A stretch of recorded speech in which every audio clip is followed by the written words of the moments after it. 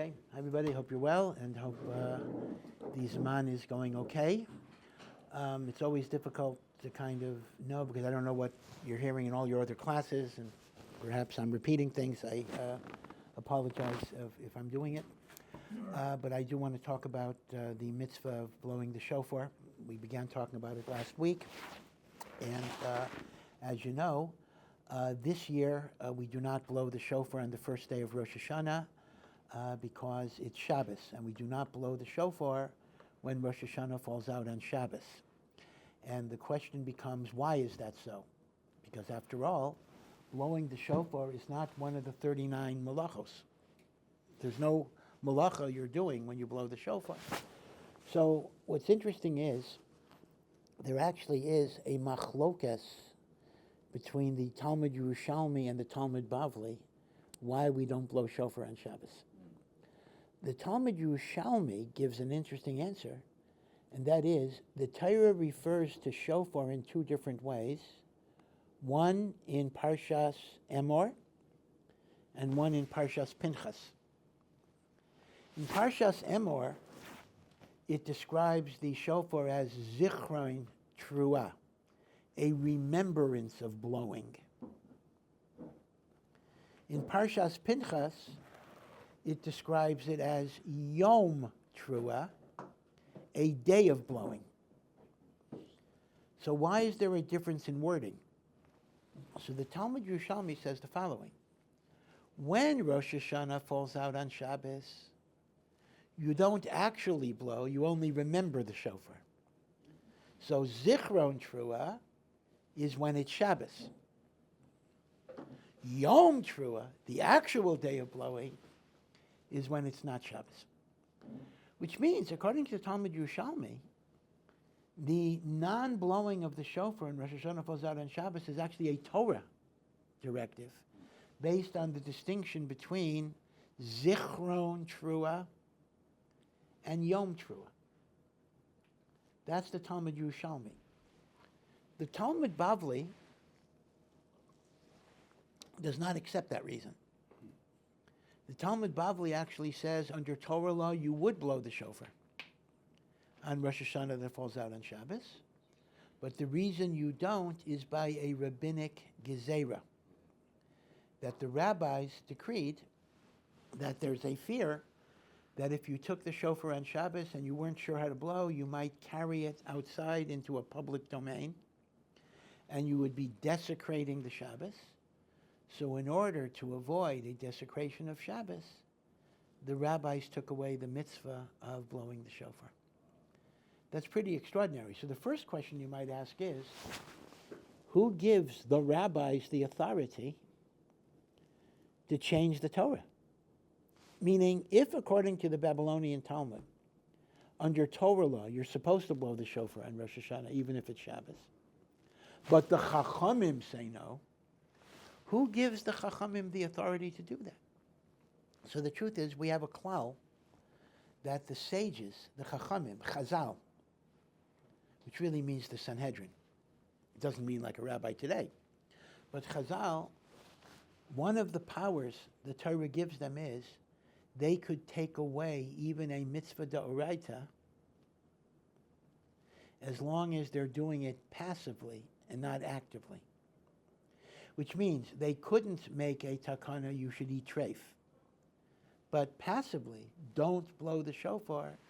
They can do this in order to protect the Torah, meaning they want to avoid the desecration of Shabbos.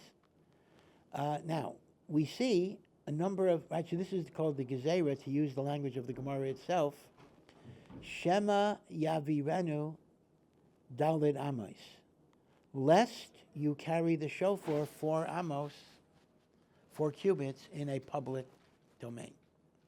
Now, keep in mind, this is a very unlikely scenario. First of all, so many communities, including here, we have an Erev. So if I went outside with the shofar, there wouldn't be a problem. Second of all, even if a community doesn't have an Erev, how likely is it that somebody's going to desecrate Shabbos? It's not very likely. So we could call it a 1 in 1,000 chance, a 1 in 10,000 chance. So look at what the Chachamim are doing here. What the Chachamim are doing here is they're basically taking away a mitzvah from the whole Jewish people in order to prevent a 1 in 10,000 chance of somebody desecrating Shabbos. Meaning Shabbos is so beloved to us that the Chachamim took away a very, very precious mitzvah. So this is a machlokas, Bavli and Yerushalmi. Again, according to the Yerushalmi, we don't blow shofar d'oraisa because of zichra and trua. Now, I want to point out that there's a general rule in halacha, that when you have an argument between the Babylonian Talmud and the Jerusalem Talmud, the halacha follows the Babylonian Talmud. In fact, that's really why we learn. I mean, there is, of course, a Talmud Yerushalmi, and it's available in the Beis Medrash, and Art Scroll has even almost completed their series on the Yerushalmi. But as you know, in every yeshiva, when we generally learn Gemara, we are technically learning the Babylonian Gemara. Just as a point of information, you may all know this, so forgive me. Keep in mind that Talmud, we say Gemara, but Talmud is two different books that are combined. There is the Mishnah, and then there is the Gemara. Now, it happens to be that the Gemara is much more voluminous than the Mishnah. So when we say we're studying Gemara, right, we don't mean we skip the Mishnahs. I mean, we're studying Talmud.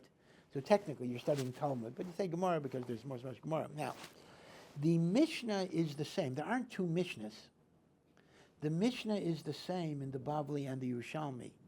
The Gemara is different. Okay, the Gemara is different. And for whatever the reason, the great commentaries of Rashi and the like, we only have on the Babylonian Talmud, not on the Jerusalem Talmud. Jerusalem Talmud has other commentaries which, well, they're good, but they're not Rashi, and as a result, the Yerushalmi is historically much more difficult to learn. It is interesting that there are tractates in the Yerushalmi that have a Gemara that don't have a Gemara in the Bavli. And let's take, for example, the first order of the Mishnah. The first order of the Mishnah is Zeraim. Zeraim are the laws of agriculture. Now, the tractate, the first one is Brachos, and then there's a tractate on Peah, leaving the corners of the field, a tractate on Truma, a tractate on Maser, the tenth, the tithe, a tractate on Kalayim, mixing seeds, a tractate on Shemitah. Now, there is no Babylonian Gemara on those tractates. In the order of Zeraim, there is only a Babylonian Gemara on the first tractate, which is Brachos, because that's about Kriya Shema and Brachos. There's no Talmud Bavli on Peah, on Shemitah, on Trumos, on Masros. Now, it's true that many of the Mishnayos are discussed in other places in the Talmud, but there is no Gemara. On the other hand, in the Talmud Yerushalmi, there is a Talmud Yerushalmi on Peah, Truma, Maser, Shavias, Shemitah, and the like. Now, the reason for that is very logical. The agricultural mitzvos are primarily connected to Eretz Yisrael. So the Yerushalmi was written in Eretz Yisrael, so it covers those tractates. The Bavli covers them indirectly in other places, but it does not cover them directly on the Mishnayos. But be it as it may, as a general rule, when there's a machlokas in halacha between the Bavli and the Yerushalmi, we follow the Bavli. And that is why the definitive reason why we don't blow shofar when Rosh Hashanah falls out on Shabbos is because of the gezerah, lest you carry it outside, because that's the reason of the Bavli. Nevertheless, I want to point out to you that the Machzor actually endorses the view of the Yerushalmi in a very subtle way. And let me just read you and now you'll understand something that maybe you didn't get without this background. I'm just looking, let's say, at chakras, right? So in the Amida, it says, similar to what we say for every holiday, V'atitein lanu Hashem Elokeinu b'yahava. You, Hashem, our God, has given us with love. And that's when we say the holiday, right? So it says, on Shabbos we say, you have given us Es Yom HaShabbos Hazeh. Es Yom HaZikaron is the day of remembrance. Rosh Hashanah is called Yom HaZikaron. That's not yet remembrance of Shofar, just remembrance. And then, during the week, you would say Yom Truah, a day of blowing. On Shabbos, you say Zichron Truah. So, what is the Machzor saying? On Shabbos, we call it Zichron Truah. During the weekday, we call it Yom Truah. What's going on? This is exactly the Yerushalmi's point. On Shabbos, you remember the shofar blowing. During the week, you actually blow the shofar blowing. So even though la halacha, we paskin like the Talmud Bavli, but the Talmud Yerushalmi's chiluk is reflected in the change between Yom Truah and Zichron Truah. Now again, I just want to clarify, don't confuse things here. Rosh Hashanah, in all tefillos, one of the names of Rosh Hashanah is Yom HaZikaron, the day of remembrance, because that is the day when God remembers our deeds and our actions and judges us. The generic statement that Rosh Hashanah is Yom HaZikaron, that's always present. That's present during the week, and that's present on Shabbos. Right, so you will encounter Yom HaZikaron even during the week, but Zichron Teruah, the conjunction of Shofar and Zikaron, will only be found on Shabbos, not during the week. And that's based on the Yerushalmi, even though we do not paskin like the Yerushalmi, we paskin like the Talmud Bavli. Now, I want to take this a little further, because the Mishnah in the 4th chapter of Rosh Hashanah says the following statement. When Rosh Hashanah falls out on Shabbos, so it says we do not blow the shofar, for whatever the reason, but it says we do blow the shofar in the Beis HaMikdash. So now I'm adding a new bit of information. Meaning, even though we normally do not blow the shofar when Rosh Hashanah falls out on Shabbos, in the Beis HaMikdash they blew it, even when Rosh Hashanah fell out on Shabbos. Now, which means, if you lived here, for example, in the time of the Beis HaMikdash, so they're not going to blow shofar in Ohr Somayach, but if you walk down to the Beis HaMikdash, you'll hear shofar in the Beis HaMikdash itself. Now, there is a huge machlokes, Rashi and the Rambam, which potentially may have repercussions today. What does the word mikdash mean in that Mishnah? Mikdash normally means the temple, the Beis HaMikdash. And that's what Rashi says. Rashi says mikdash means Beis HaMikdash. Rambam, however, amazingly says that mikdash means all of Yerushalayim. So according to the Rambam, when the Mishnah commanded the blowing of the shofar in the mikdash even on Shabbos, according to the Rambam, that meant the entire city of Yerushalayim. Now, the entire city means the old city, not you still wouldn't blow it here. So, this opens up a real difficult question, and that is, according to Rashi, it's obvious. Well, actually, it's not so obvious, but based on what I told you so far, it would be obvious we can't blow shofar today because the only heter was mikdash. We don't have a Beis HaMikdash, so we can't do it. The question is, according to the Rambam, who says that the heter of mikdash includes Yerushalayim, the old city at least, so does that apply even today? In other words, should we blow shofar in the old city of Yerushalayim even today? So you see the question. The question is, when the Rambam says Mikdash includes Jerusalem, is that only when you have a Beis HaMikdash? And when you don't have a Beis HaMikdash, no? Or do we include Jerusalem because it's Yerushalayim even if there's no Beis HaMikdash? So obviously, the halacha l'maisa is either because we follow Rashi or we limit the Rambam's extension to when there is a Beis HaMikdash, we do not blow shofar in the old city. But this is not to deny that there are some opinions that say you should. So around 100 and maybe 50 years ago, before there was a state of Israel, there was a rabbi who came from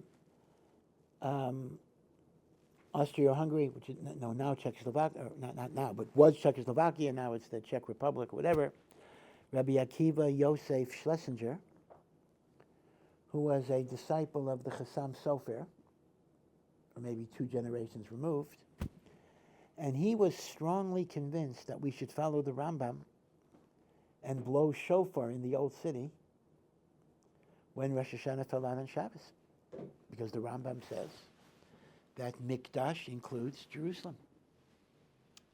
And he went to the chief rabbi of Yerushalayim, who was the very famous rabbi. He was rabbi of Yerushalayim for more than 70 years, Rabbi Shmuel Salant. And Rabbi Shmuel Salant didn't want to make such innovations, and he did not allow it to happen. But legend has it, the old Yerushalayim legend has it, that Rabbi Schlesinger, in the privacy of his home, if you walked by his home on Rosh Hashanah that fell out on Shabbos, he blew the shofar in his house because he felt it's a mitzvah. Remember, you're dealing with important things here, because blowing shofar is a mitzvah in the Torah. So, yes, if the Chachamim said not to do it, don't do it. But if there's any question whether the Chachamim allowed it or not, his argument was you should err on the side of doing it because it's a mitzvah min HaTorah.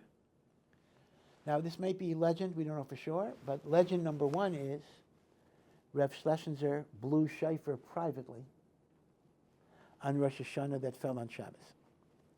That's legend number 1. But then there's a legend number 2, that Rav Shmuel Salant surreptitiously stood outside of Rav Schlesinger's house to hear the shofar being blown. Because here's his reasoning. Listen, even though I take the position that you're not allowed to blow the shofar in Yerushalayim, but l'maisa, if somebody is blowing the shofar, I'll get a mitzvah from listening to it. I'm doing nothing wrong. I'm not blowing the shofar. So the interesting is that this story suggests, and again, we don't know if this is true either, but the story suggests that even if somebody is violating the halacha by blowing the shofar on Rosh Hashanah, there's still a mitzvah of shofar blowing. And maybe the guy that's doing it is not going to be Yosef because that's a mitzvah coming from a sin, but the listener is not sinning. Right? So that's an intriguing point. You're not allowed to blow shofar, but if somebody's doing it, I ought to go and listen because I still have a fulfillment of a mitzvah. But that was a great controversy. Now, as I say, there are a few people. Maybe I should mention him, but there's a rabbi that's a little controversial. He's a bit of a maverick rabbi. Was it David Bar Chaim? Who, okay, whatever. I mean, he's an interesting person. He wants to go back to the original customs of Eretz Yisrael in many, many ways. Get rid of kitnios, get rid of not eating rice on Pesach, whatever it is. And I believe, well, he has 2 radical things. Both of them are very radical, but one is much more radical. The less radical thing is he feels you ought to blow shofar in the old city when Rosh Hashanah falls out on Shabbos, and that's based on understanding of the Rambam. The more radical idea that he has is that in Eretz Yisrael, you only ought to keep 1 day of Rosh Hashanah, and not 2 days, based on the fact that that was the original minhag. Remember, all the Yomim Tovim, let's think about that for a moment. In the diaspora, outside of Israel, we're all familiar with the idea that the Yomim Tovim are generally 2 days. So Sukkot, first 2 days are Yom Tov. Pesach, first 2 days are Yom Tov, and last 2 days are Yom Tov. Shavuos is a 2-day Yom Tov. In Eretz Yisrael, we know that Sukkot, only 1 day, and then the 8th day. Pesach, 1 day, and then the 7th day. Shavuos is 1 day. Right? So there's a general rule that Yomim Tovim are 1 day out in Eretz Yisrael. In Chutz La'aretz, they're 2 days. The one exception, Yom Kippur is the exception even in Chutz La'aretz, where Yom Kippur is 1 day. And Rosh Hashanah is the exception in Israel, where even in Israel, it's 2 days. So let's talk about that a little bit, just to clarify that. So why is Rosh Hashanah different? So we have to go back to the reason why there are 2 days of Yom Tov generally. Let's say in Chutz La'aretz, because the Torah nowhere talks about a 2-day Yom Tov. The Torah says first day of Sukkot is a holiday, first day of Pesach is a holiday, 7th day of Pesach is a holiday, Shavuos is a 1-day holiday, Rosh Hashanah is a 1-day holiday. There are no 2-day holidays in the Torah B'chlal. So why are there 2 days in Chutz La'aretz? Because the answer is this dates from a time before we had a Jewish calendar. Before we had a Jewish calendar, months were decided based on witnesses who would come to the Sanhedrin in Jerusalem, and they say they saw the new moon, and that day would be declared Rosh Chodesh, and the holidays are going to be, let's say Pesach, 15 days from Rosh Chodesh. Shavuos is 6 days from Rosh Chodesh, etc. Okay, now, obviously, nobody could keep a holiday till they knew when Rosh Chodesh was. So how would other communities outside of Jerusalem know what day was Rosh Chodesh? So the answer basically was there was a Pony Express system. There were messengers that would be sent to publicize Rosh Chodesh in all of the communities. Originally, they had a different system. The original system was a relay of fire, meaning they would have mountain points, they would make torches, and it would eventually spread all the way to Babylonia, amazingly enough. Mountains, peaks. But they discontinued that because there were people, the Kusim, the Samaritans, wanted to mess up the Jewish calculation of Rosh Chodesh, so they would either put out the torches or start their own torches on the wrong date. So as a result, the Chachamim discontinued the use of the relay torch and instead went with trusted, verified Pony Express messengers who would give you the news. Now, these messengers were able to reach all of Eretz Yisrael before the onset of the holiday. So let's say Pesach. Pesach is the 15th from Rosh Chodesh Nisan. Now, when the Sanhedrin proclaimed Rosh Chodesh Nisan, they sent out the messengers. Well, everybody would get the message before the 15th of the month. So they would know, because that actually means you don't really know when Pesach is until the last minute, but you'll know by the time it's Pesach, it's Pesach. But the messengers could not totally communicate in Chutz La'aretz. So as a result, in the time of the temple, the communities in Chutz La'aretz were not sure if Rosh Chodesh was day 1 or day 2, because there were only a possibility of 2 days, so they had to keep 2 days misafek. That's why that's called Sfeika Diyoma. Now, the question then becomes, okay, I understand why the diaspora kept 2 days of Yom Tov when the Sanhedrin was functioning based on eyewitnesses who saw the new moon. But today, we're not functioning that way. Today, we have a predetermined calendar. So the same way I know when Rosh Hashanah is when I'm sitting here, I know when Rosh Hashanah, or anyhow, actually not Rosh Hashanah, let's say Pesach, I know when Pesach is when I'm in New York. So why do I have to keep 2 days, Sfeika Diyoma, Bizman Hazeh, in Chutz La'aretz? And the Gemara's answer is that this became a binding minhag, and therefore, rabbinically, we have to do it. Now, let's take Rosh Hashanah. The reason why you need 2 days of Rosh Hashanah, even in Israel, is simply because Rosh Hashanah is the only holiday that is the first day of the month. So when the Sanhedrin makes that day Rosh Chodesh, even the communities in Israel aren't going to know, because you can't send the messengers out on Yom Tov. So as a result, the same doubt the Chutz La'aretz communities had when Pesach was, which is the 15th, the communities in Eretz Yisrael had a doubt. And that's why they had to keep 2 days. The only community that didn't have a doubt was Yerushalayim itself. So that's still a good question. I'm not going to answer that now. Meaning, even if we accept that Tel Aviv, Haifa, Bnei Brak, Tzfat have to keep 2 days, that doesn't really explain why Yerushalayim would have to keep 2 days, because they never had a doubt. The Sanhedrin was in Yerushalayim. Okay, leave that as a question. But be it as it may, at least the rest of Eretz Yisrael has to keep 2 days of Rosh Hashanah because of the calendrical doubt, because it's the only holiday that is the first of the month. So by the time Sukkot came around, they did know when Rosh Hashanah was.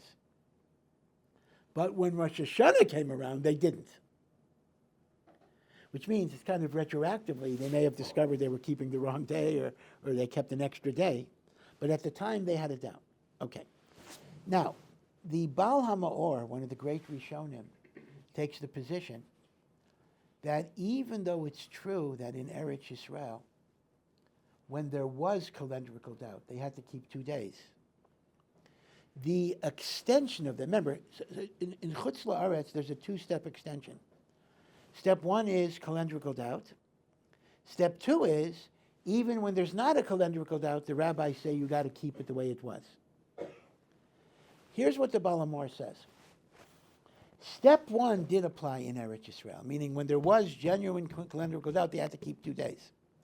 But step 2, meaning once you have a calendar, to say you got to still keep the old practice, that never applied to Eretz Yisrael. So the Baal HaMaor's opinion actually is that Rosh Hashanah in Eretz Yisrael B'zman Hazeh is just like Sukkos in Eretz Yisrael B'zman Hazeh. You only have to keep 1 day.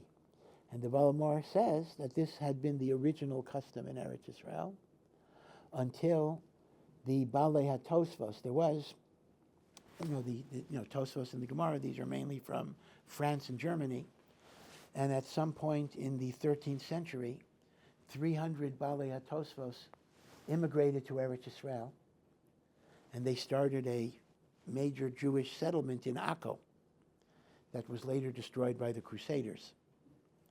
And the Baal HaMaor claims that these Balei HaTosfos imported their French minhag of 2 days of Rosh Hashanah, and they brought it to Eretz Yisrael.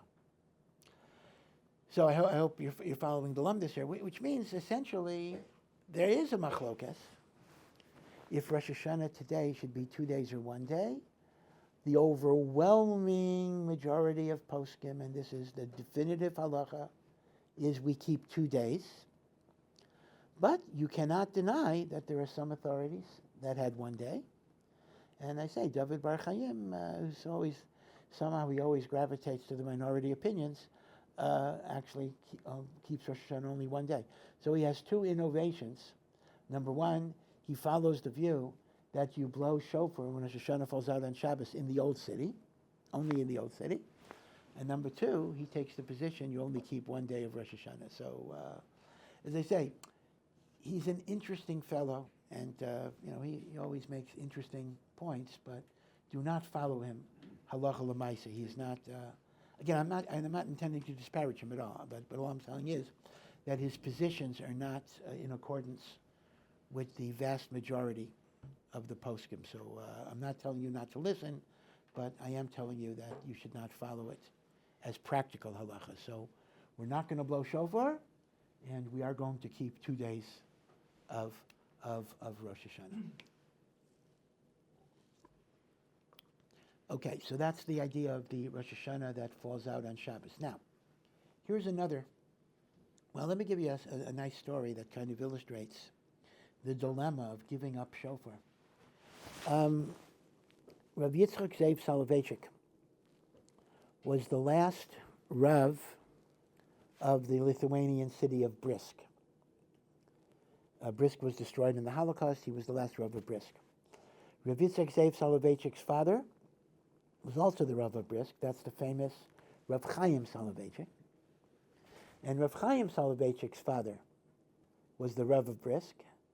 That's Rav Yosef Dov Soloveitchik, the author of the Beis HaLevi. So there were the last three rabbis of Brisk were all the Soloveitchik family. The Rabbi Soloveitchik of Yeshiva University was a nephew of the last Rav of Brisk, meaning the Rav of Brisk had a brother, Rav Moshe Soloveitchik. And Rav Yoshe Ber Soloveitchik was the son of Rav Moshe Soloveitchik.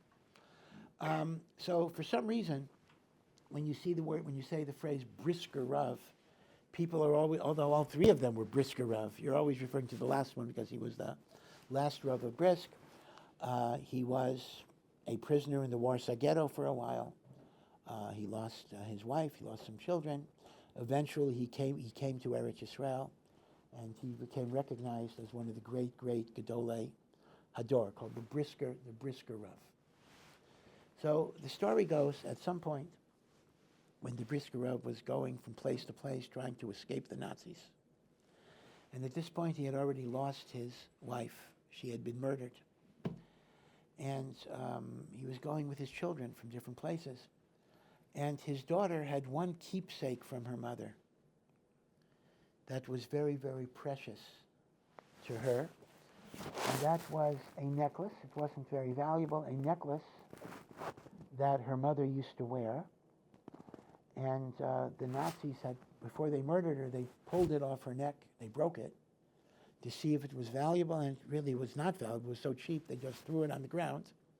But it couldn't be worn. It was broken. It was torn. So the girl retrieved it. And she held on to this necklace that she couldn't even wear because this was her one last connection to her mother. And she carried it everywhere that they went. This was the thing she held on to. So they're in a house, and it's Shabbos.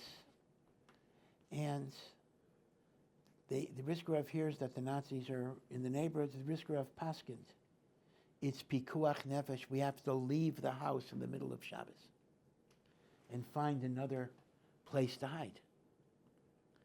Now, problem is they're leaving the house, but the Brisker Rav said nobody can carry anything. There's no Erev.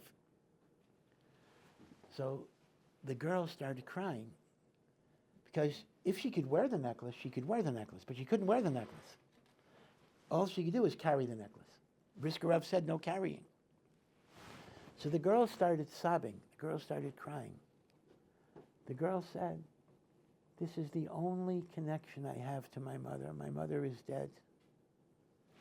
And I hold on to this necklace. I remember her. I connect to her. How can I give up this necklace that is so precious to me?" And the Brisker Rav, his own eyes were tearing. Obviously, he missed his wife as well. He never remarried. And he embraces his daughter. And he says to her, "I know this is so dear to you. I know this is so beloved to you. But Shabbos is even more beloved than anything else that we have. So you give up the thing that is so beloved to you in order to honor the Shabbos that is even more beloved to Hashem." And she gave up that necklace. She lost that necklace. She was not able to retrieve it.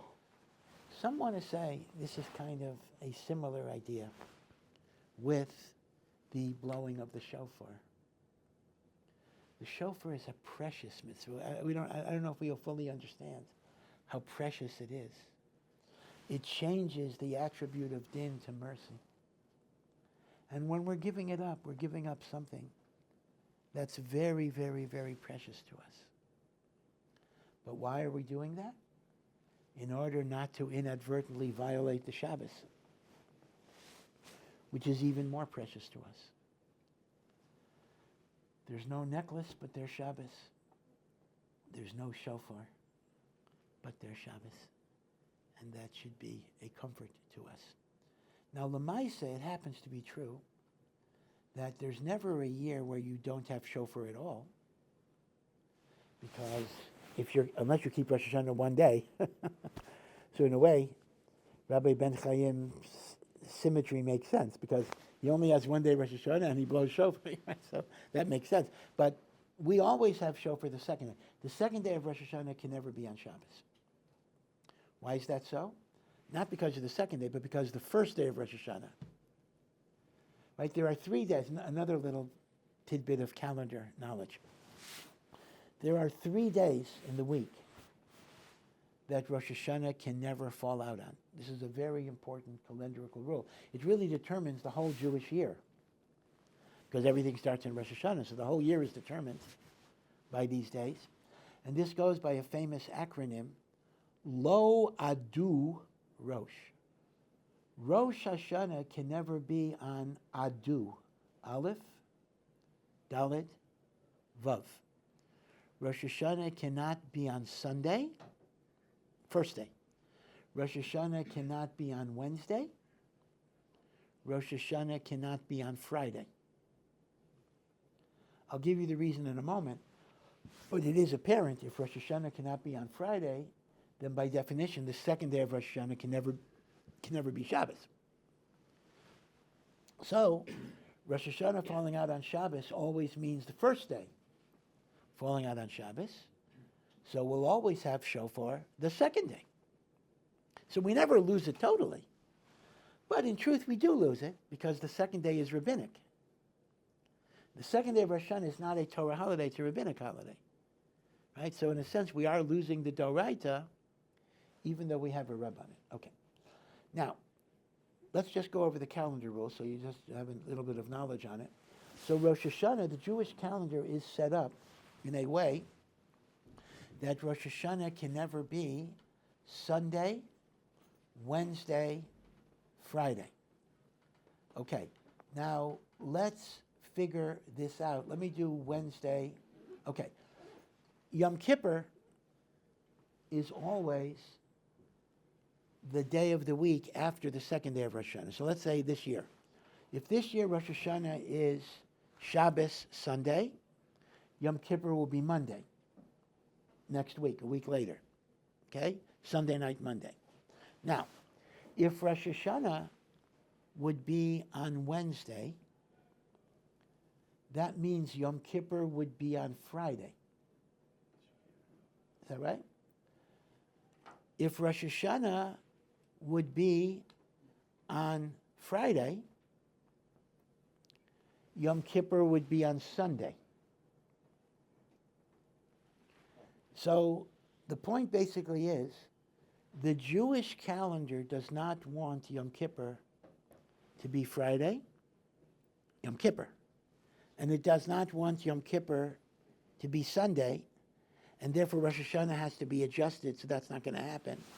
Now, why do we not want Yom Kippur to be Friday or Sunday? Because dead bodies, which in the time when there was no refrigeration, could decompose. And even though there are heterim to do funerals on regular Yom Tovs, even on Yom Tovs, there is no heter to do a funeral on Shabbos or Yom Kippur.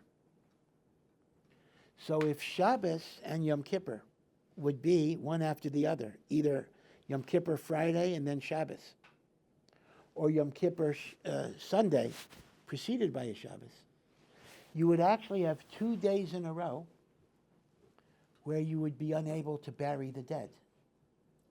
If somebody died, let's say, right before Shabbos. And not to be able to bury the dead for 2 days in a row could, God forbid, create a lot of decomposition and the like. So in order to ensure that you're not going to have Yom Kippur and Shabbos in immediate proximity, Rosh Hashanah cannot be on Wednesday, so Yom Kippur shouldn't be on Friday. And Rosh Hashanah cannot be on Friday, so Yom Kippur shouldn't be on Sunday. Now that explains 2 out of 3. That explains why Rosh Hashanah cannot be Wednesday and Rosh Hashanah cannot be Friday, because then you'd have a problem with Yom Kippur. But that doesn't explain, that doesn't explain why Rosh Hashanah cannot be on Sunday, because that wouldn't be a problem. If Rosh Hashanah is on Sunday, Yom Kippur would just be on Tuesday. That's not a problem. So what's the problem with Rosh Hashanah on Sunday? A totally different problem. If Rosh Hashanah would be on Sunday, Hoshana Rabbah, the 7th day of Sukkot, would be on Shabbos. And we know that on Shabbos you don't take lulav, and you also would not do the HaRav ceremony, the beating of the willow. And the beating of the willow is mystically and Kabbalistically so important that they didn't want to make the Jewish calendar. They don't mind that you'll miss lulav. Sukkot can be on Shabbos, but we don't want Hoshana Rabbah to be on Shabbos, because then you would miss the willow ceremony. We'll talk about the meaning of the willow ceremony later. Okay, so everyone understands the principle there. So our principle is, Lo Adu Rosh. Rosh Hashanah is not on Sunday because of Hoshana Rabbah. Rosh Hashanah is not on Wednesday or Friday, in order that Yom Kippur should not be before or after Shabbos because of the decomposition of corpses. This is a biggie rule, because you understand, when you limit the days, which means Rosh Hashanah can only be 4 days of the week. Out of the 7 days of the week, Rosh Hashanah cannot be 3 of those days. Sunday, Wednesday, Friday. So you understand that this has a ripple effect about all the holidays. So Pesach can only be certain days. In other words, once Rosh Hashanah can only be certain days, Purim, Hanukkah, then everything in the whole Jewish year is going to be affected by this this is the single, there are a number of principles of the Jewish calendar, but the single most important principle of the Jewish calendar are the 3 days that are eliminated as the days of Rosh Hashanah. Okay? Okay, I'll have a good week and be well. Thank you for listening to this Ohr Somayach production. To find out more and to partner in our mission, please visit ohr.edu.